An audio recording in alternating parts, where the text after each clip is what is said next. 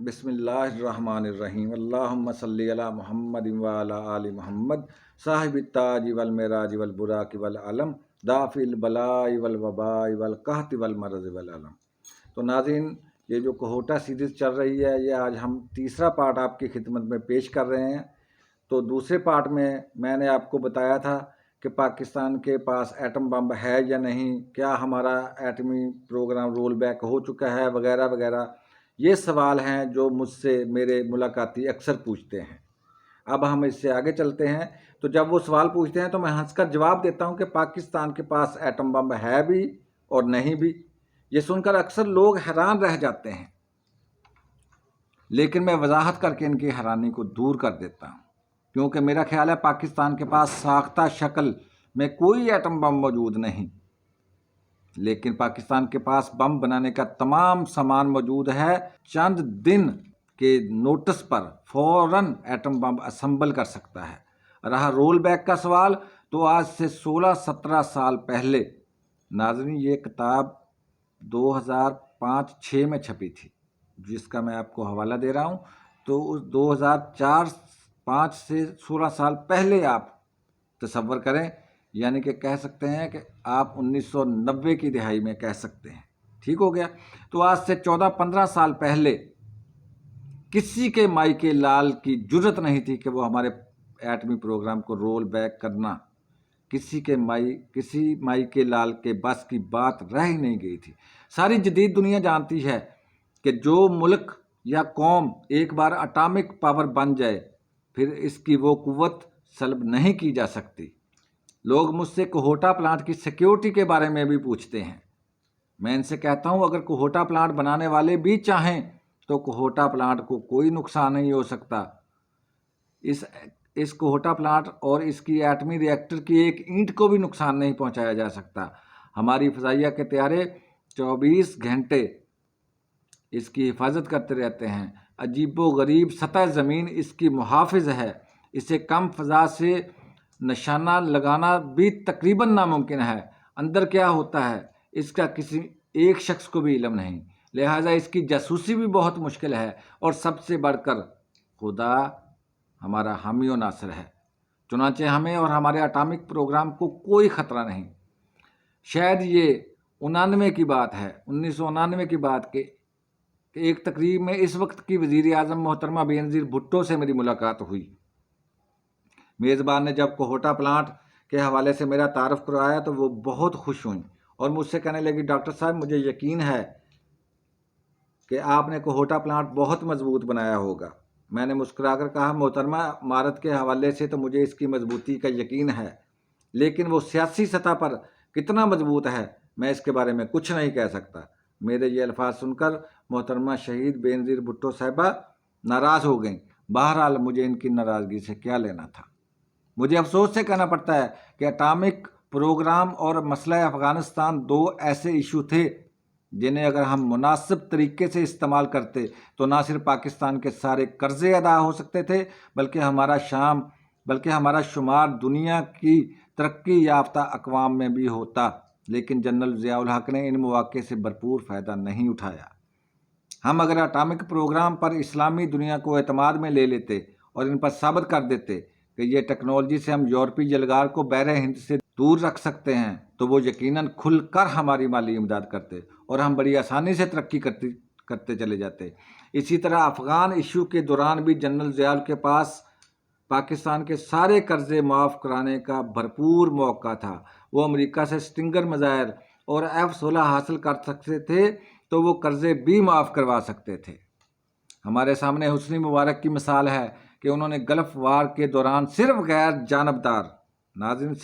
جانبدار رہنے کی شرط پہ امریکہ سے $7 بلین کا قرضہ معاف کرا لیا تھا۔ افغانستان پر روسی حملے کے دوران تو پاکستان امریکہ اور یورپ کے لیے دفاعی بارڈر تھا، لیکن افسوس حماقت کی کوئی سرحد نہیں ہوتی۔ کوہوٹا پلانٹ کی تکمیل کے بعد میں نے پاکستان کے کئی منصوبوں پر کام کیا۔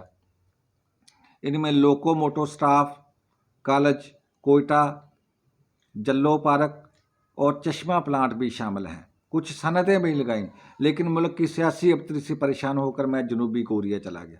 جہاں میں نے کوریا کی ترقی کے لیے $5 بلین کے منصوبوں پر کام کیا، اللہ تعالیٰ نے بڑی عزت دی۔ کچھ عرصہ تنزانیہ بھی کام کیا، وہاں بھی بڑی عزت تھی۔ یورپ اور مڈل ایسٹ کے چند ممالک میں بھی میری کمپنی نے خدمات سر انجام دی، لیکن مجھے کوریا نے سب سے زیادہ متاثر کیا۔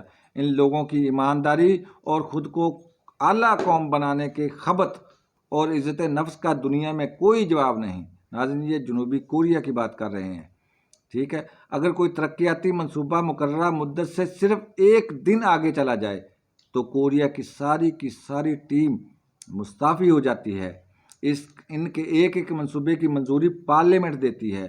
اگر کسی منصوبے کے لیے $1 بھی اضافی خرچ آئے تو اس کی منظوری بھی پارلیمنٹ سے لینی پڑتی ہے۔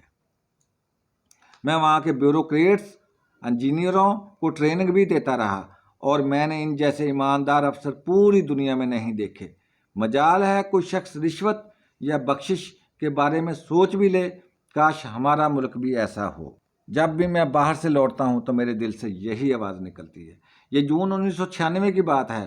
واشنگٹن میں میری رہائش گاہ پر بش سینئر کی کچن کیبنٹ کا ایک ممبر مجھ سے ملنے آیا۔ دراصل یہ 4 لوگوں کا ایک گروپ تھا جن کا بش پر اثر و رسوخ تھا۔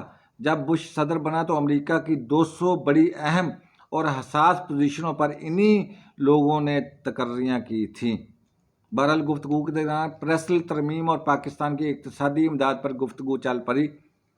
امریکی سینیٹر نے اپنے ہونٹ میرے کانوں کے نزدیک لاتے ہوئے سرگوشی میں کہا، ہم پریسلر ترمیم کو ختم کر سکتے ہیں 15 دن میں۔ میں چونک کر سیدھا ہو گیا، لیکن کیسے؟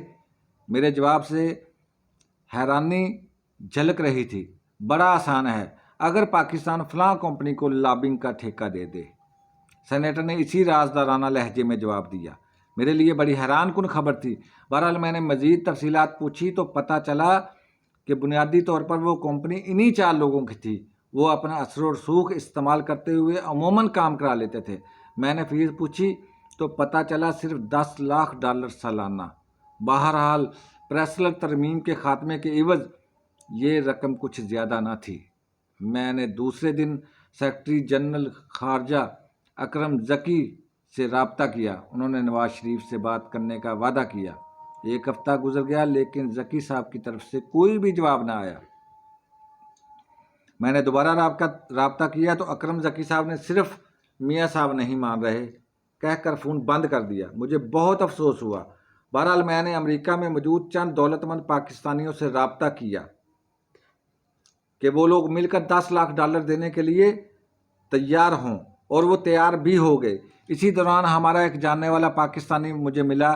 وہ گلف میں ایک بہت بڑی تعمیراتی ادارہ چلا رہا تھا۔ اسے جب ہماری مجبوری کا پتہ چلا تو اس نے $10 لاکھ اپنی جیب سے ادا کرنے کا عندیہ دے دیا۔ یہ ہمارے لیے بڑی خوشخبری تھی۔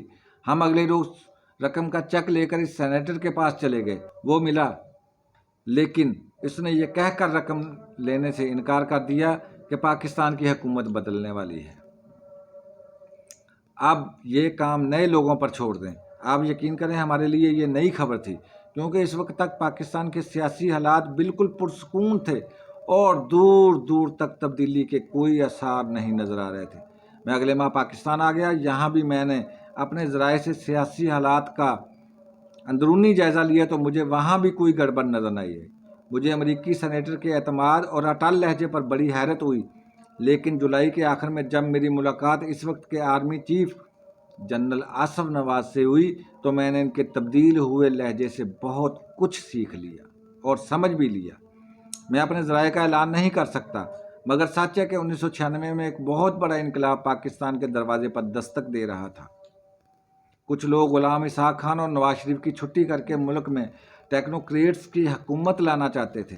یہ فارمولہ اس حد تک مکمل ہو چکا تھا کہ ان لوگوں نے IMF کے ایک اعلیٰ عہدیدار کو وزیر اعظم بننے کے لیے تیار بھی کر لیا تھا۔ تو ناظرین، یہ تھا ہمارا کوہوٹا سیریز کا تیسرا پارٹ۔ تو انشاءاللہ اس کے کچھ آگے بھی 2-3 پارٹ آئیں گے، تو آپ دیکھتے رہیے یادگار معلوماتی ذخیرہ۔ تو آپ سے گزارش ہے کہ ہمارے چینل کو سبسکرائب کر دیں اور بیل کے آئیکن کو بھی دبا دیں۔ آپ کا بہت شکریہ۔ اللہ حافظ۔